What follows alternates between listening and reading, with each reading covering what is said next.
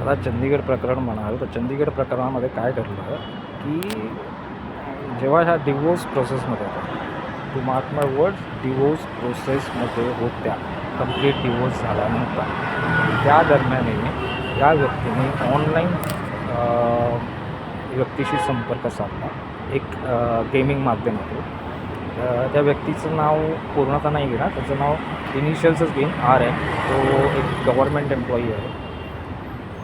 आणि झालं काय की त्याच्याकडनं पण बरेचसे पैसे, गिफ्ट्स काही आहेत पुरावे, ते मी दाखवेनच, त्याचेही पुरावे आहेत आपल्याकडे, घेतले गेले.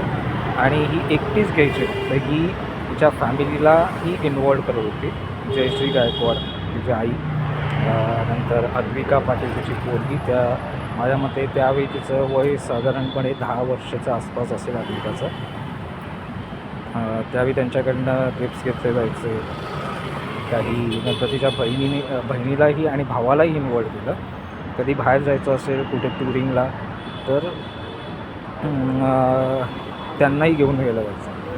हा व्यक्ती अक्षरशः धावपळ करून दिल्लीला राहतो. दिल्लीवरनं पूर्णतः इथपर्यंत येऊन बरीचशी धावपळ त्यांनी केली ह्यांच्या नात्यासाठी.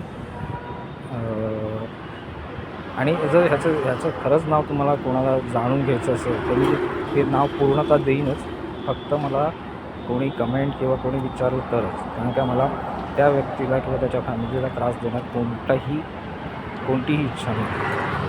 कारण का तो ऑलरेडी त्या त्रासातून गेला आहे आणि तो त्यातनं बाहेर निघाला.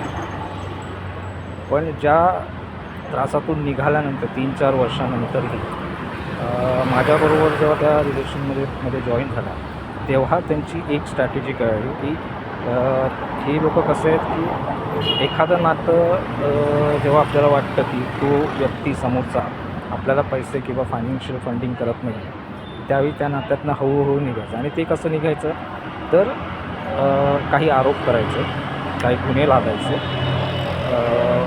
त्याला चिडचिड करून त्याच्यावरती राग करून त्याला मेंटली, इमोशनली आणि फिजिकली टॉर्चर करायचं.